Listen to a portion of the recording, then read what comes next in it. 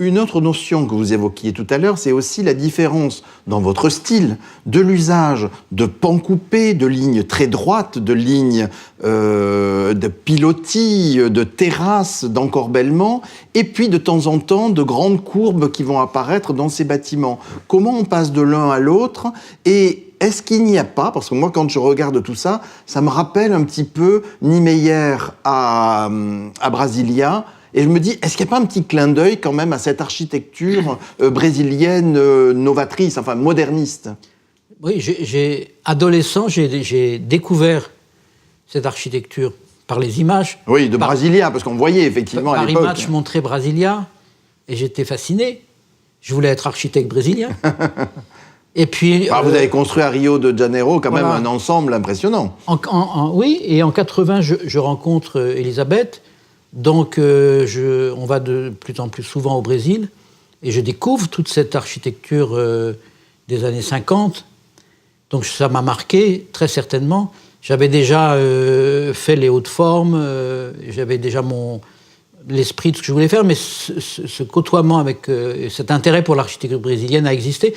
Cela dit, je ne me sens jamais dans une copie. Ce sont des choses qui sont entrées dans mon travail, oui, dans mon travail.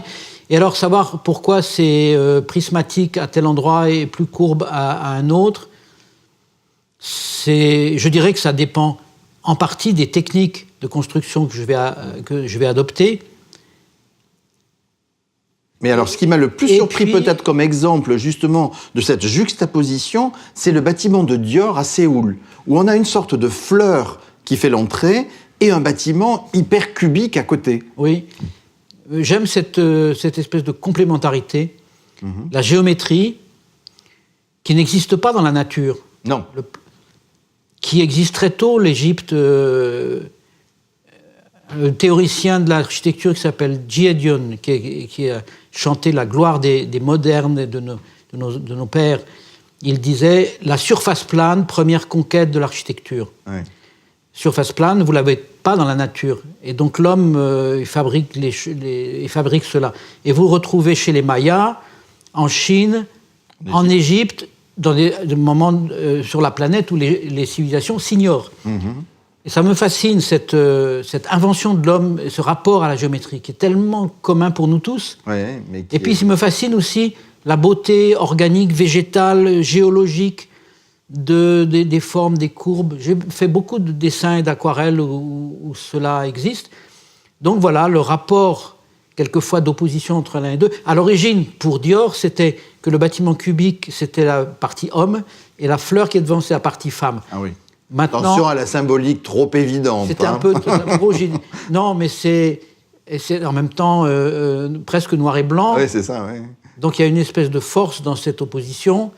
Mais en même temps, vous savez, tout ça, dans un point de vue artistique, vous ne raisonnez pas tout. Vous avez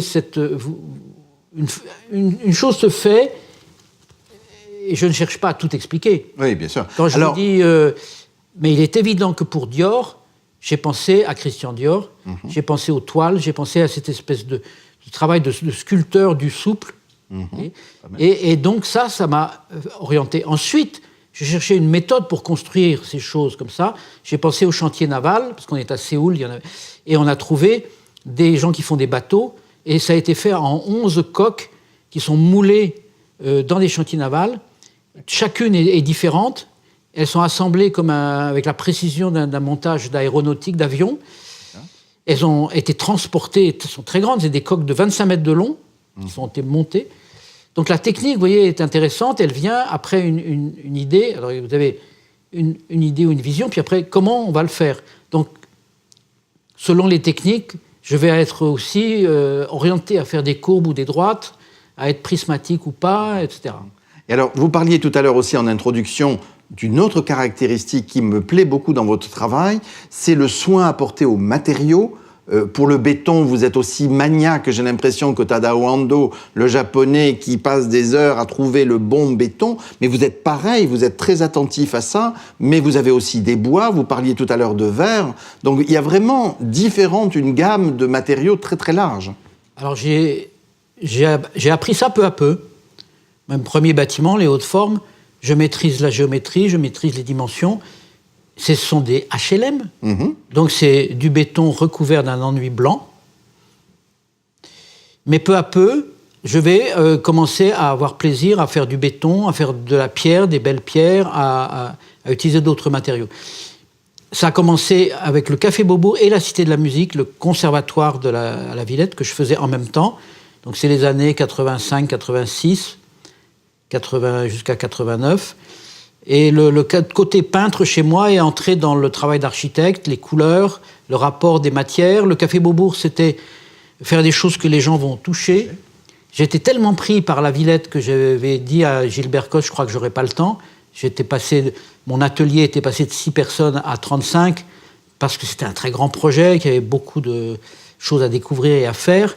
Les bureaux d'études qui n'avaient pas confiance en moi, tout ça, c'était une lutte. Et puis Elisabeth me dit, mais le café, ça va être très important. Les gens qui iront, ils ne sont pas obligés d'y aller. Ils choisissent d'aller là. Ils choisissent, alors qu'au conservatoire, les parents les envoient parce qu'ils sont élèves. Et j'avais fait aussi, je faisais à ce moment-là l'école de danse, même chose. À Nanterre. À Nanterre.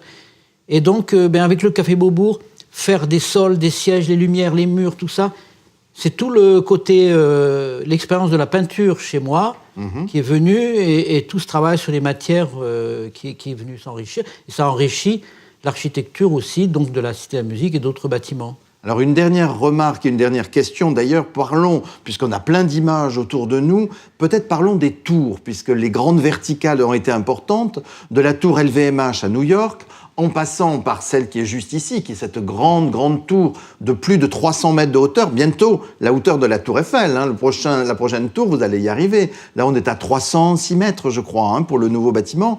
Et puis, la tour de la Société Générale, qui est à la Défense. Donc, qu'est-ce qu'on peut dire de neuf aujourd'hui, quand on est architecte et qu'on veut faire une tour? Écoutez, c'est très actualité pour moi, parce que je suis en train de participer à un grand concours pour la ville de Paris, au-delà de Paris-Rive-Gauche, Brunzeau.